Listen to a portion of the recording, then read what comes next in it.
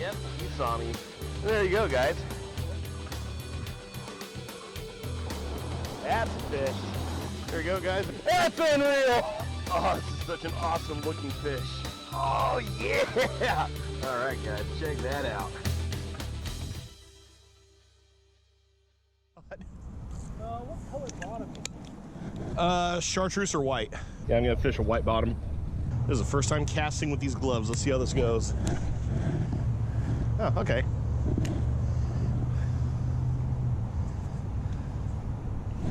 First cast.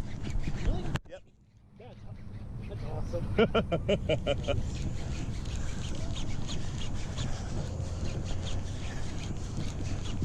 Okay, that's a little better than I thought it was.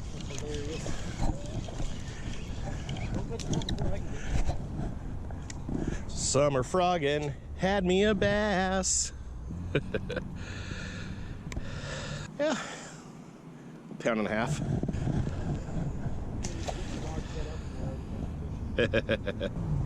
Good. Breaking my gloves, get them all nice and goopy from the Waverly cheese. What's up, everyone? Scott the TroutHammer here. First order of business. Yeah, bring it in. This is my first video I've uploaded in a while, so I'll just real quick just say thank you guys for all the love and support. I can't tell you how much it means to me. I'm gonna make a video explaining things when I can, and that's not just emotionally speaking, that's legally speaking. But as you can see, we are out here in the summer. It is frog fishing time galore. Look at the spot. Probably see the lines here. We've been at it for a little while after I caught that fish. But yeah, it's hot, the sun's out all the time, the water's warm, there's cheese on the top. That means it is bass fishing with the frog season, one of my favorite times to fish, and we're gonna do a little pan fishing while we're here too. It's gonna be just laid back, having fun fishing videos, so if you guys are new to the channel, hey, welcome aboard. If you haven't done so already, please hit that subscribe button down there and the notify bell next to it, and click all notifications so you'll be the first to see all the great content that's gonna come from this channel. I won't take up any more of your time here. Let's get back on the water. And we get to prove yet again why I don't believe in the first cast curse. Yeah, that was right on the edge of the muck line. Oh, and of course, something busts on the surface right after I drug a frog through there. Oh, the dragonflies are dive bombing my frog. Whee! Now it's my turn.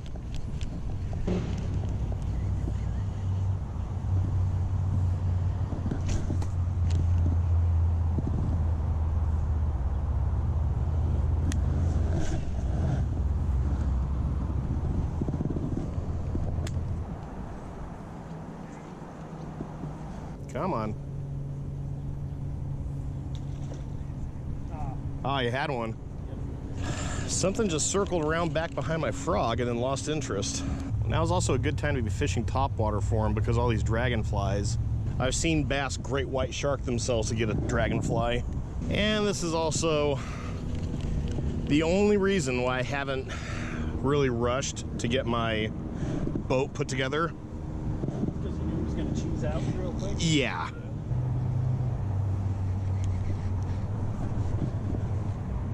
No.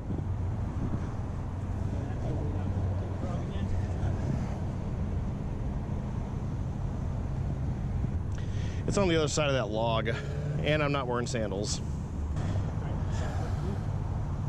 Yeah, I really don't want to go out there. Yeah, and at the same time, it's a frog. I thought they're supposed to be weedless.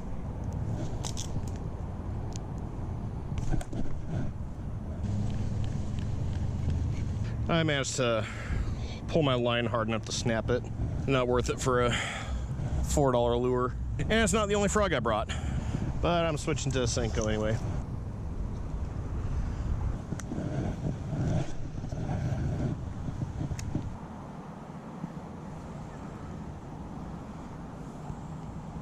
Some bass fishing elitist out there is gonna watch this and get pissed that I'm fishing a 7-inch Senko in the cheese. Oh, whoa. Something just popped hard right there. If it catches a fish. Yeah.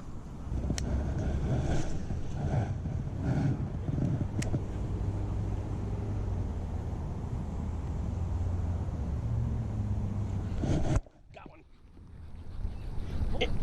In the cheese.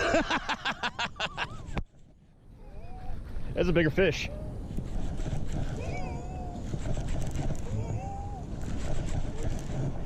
On the 7-inch Senko.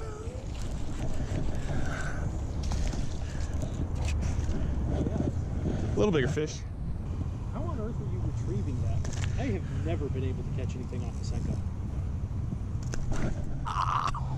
Hooked? Yeah. Swung his head. I stabbed my finger on the hook. You jerk. You just ripped my Senko up. Stop. I'm trying to help you. Yeah. that tip of the hook just went right through there. He felt bigger than he was. That was probably the grass. Watch, is this the same one you caught last time? No. I remember where the hook was, and there's no holes there. Please, a moment to reflect. Yeah, ain't reflecting on that. Yes.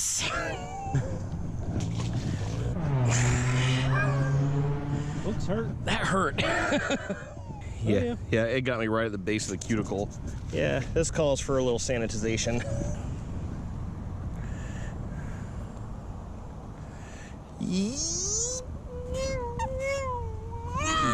Yep. Oh, that lightheaded, lightheaded. It's okay. I brought another 7-inch Senko, which is like half the package you get of them. But the nice thing about the 7-inch Senkos is when they rip in half, you got a 5-inch Senko. See, I felt the bite right after it sank, but I just kept twitching the tip of my rod toward me, holding the tip straight up. And as soon as I felt the fish turn, that's when I set the hook.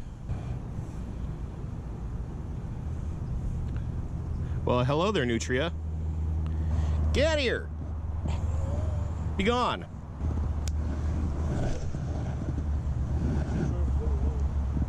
Yeah, right now I'm letting this sink to the bottom and just slowly twitching it toward me, bobbing its head up and down. Yeah, but I got it rigged up completely weedless, so the hook's not getting anything on it. I think this shouldn't happen with you. Lots of cheese. That cheese mat is so thick, this 7-inch Senko is staying on top of it. I'm basically turning this into a topwater. Oh. Okay, I'm getting followed. I gotta see if I can get this thing out of. Yeah, not just because I lost the one frog, but also just switching to a lighter frog because all this cheese. It just rides the mats a little bit better. Wow. Did you see that? It made a pad, or it made a clearing in the pad about 2 feet wide. Didn't come back around for it. I left it there for a couple seconds. What's funny is I was just thinking about giving some advice about how the bass can see the frog through the mats like that. So don't worry about just like trying to clear it over all the snot on top. Fish it like you normally would, because they can see it and they'll still strike it. And then it happened right as I was thinking about describing it. And that fish was out of the water. Like I said, great white shark trying to get the frog. Yeah, you see that hole right there in the... Yeah. That's the hole it made. Not a small fish. That would have been the biggest fish I've caught, at least today. I don't know if that'd be the biggest I caught this year. Come on, fish, come back. I'll make you YouTube famous. There's one right there. Yeah. Keeps on hitting this thing. Well, I dragged mine across there a couple times and didn't even sniff mine. Must like yours better. Whoa, whoa, whoa, whoa.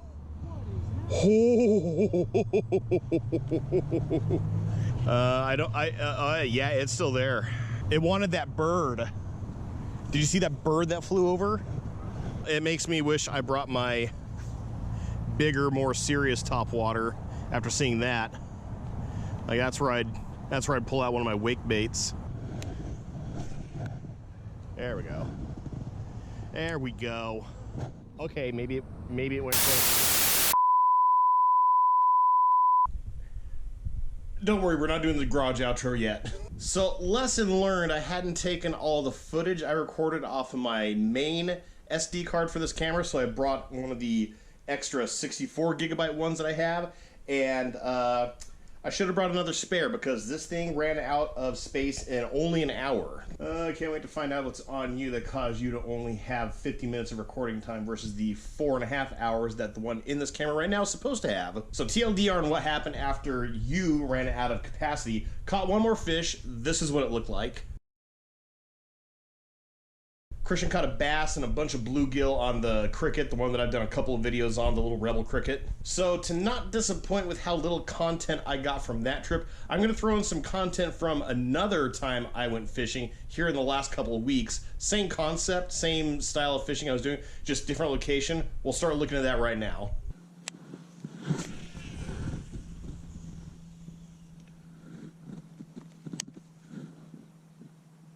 Ooh. Something right there, right in the path. I think that was a bluegill, because I just had a very, very weak takedown. That wasn't a bluegill. Wasn't big enough to eat it. Ooh, ooh, ooh. Ow. What sucks right now is I've got a breeze going this way, so it's taking my line and bowing it like that. So when I go to set the hook, I have this huge slack bit of line.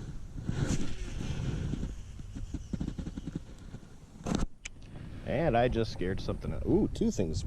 Boy, there are bluegill left and right feeding on the surface. That's actually a really good indicator that you're around bass, because they know where the bluegill are, and the bluegill are feeding out the surface. The bass are entering a pattern where they're just already looking to ambush something that's feeding off the surface, and they see this frog coming by.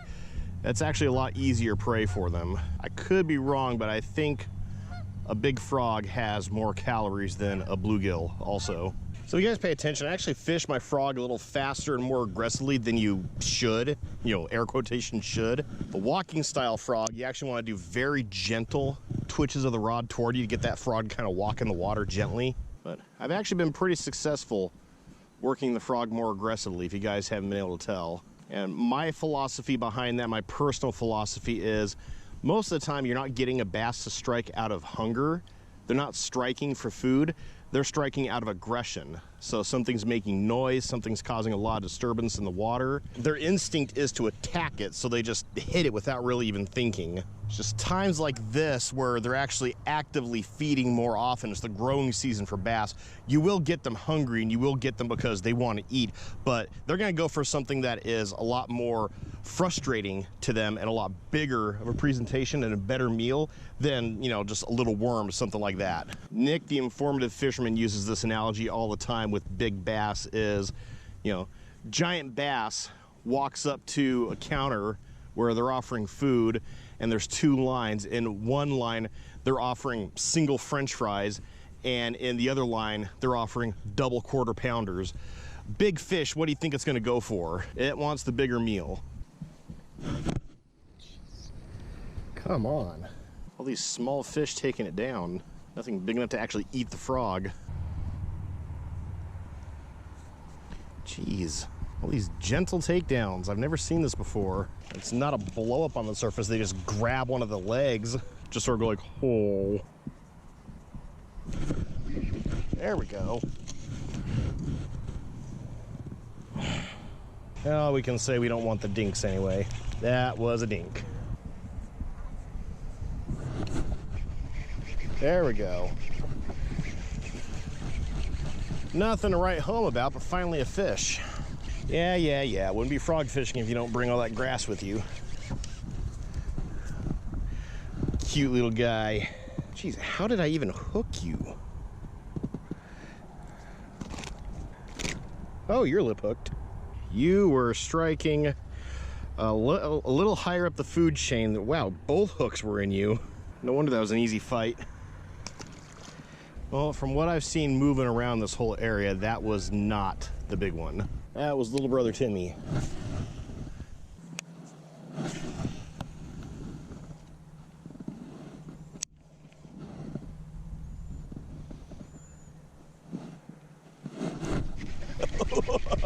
I did not even have to move the fish. I didn't have to move the frog at all. I felt a bump on the line and then just swung for the fences. Yeah, bring that grass with you. this STIX surface stick can take it. Little better fish. And again, both frog hooks in that guy. All right, get you your shot, make you all YouTube famous. Back in the drink.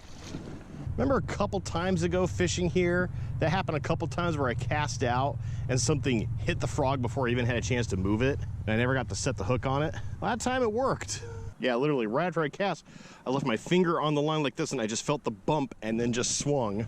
That's why, as far as I'm concerned, the #1 rule, the golden rule with bass fishing is if bass fishing is hard, pick up a frog. If bass fishing is good, pick up a frog. Yeah, I'm catching fish, but I haven't had a single blow up yet. And I needs me some top water explosions.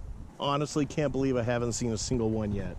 And neither of the fish I caught were off of blow ups on the surface. Now we're doing the garage outro. So yeah, guys, if you aren't into frog fishing for bass during the summer, especially the hottest time of the summer right now, it's the middle of August, you guys are just plain missing out.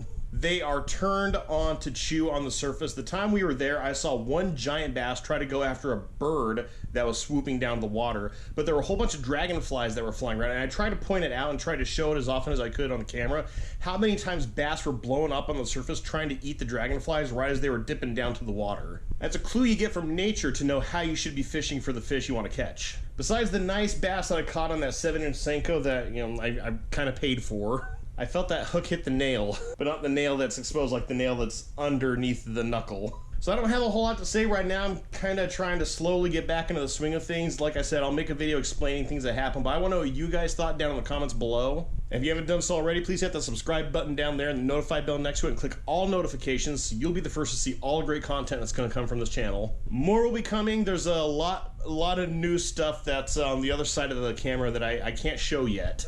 But see it you will if you subscribe today. That, and if you're new to the channel, go ahead and check my channel page out. I got a whole bunch of playlists and everything. I got everything set up for all the fishing, entertainment, education you could ask for. Yeah, 5 years on this platform and I'm still learning stuff. So yeah, that was the fishing. This is me, tired, ready to go to bed. So I'm just gonna say thank you guys so much for watching. And as always, tips up, tight lines, and have fun fishing.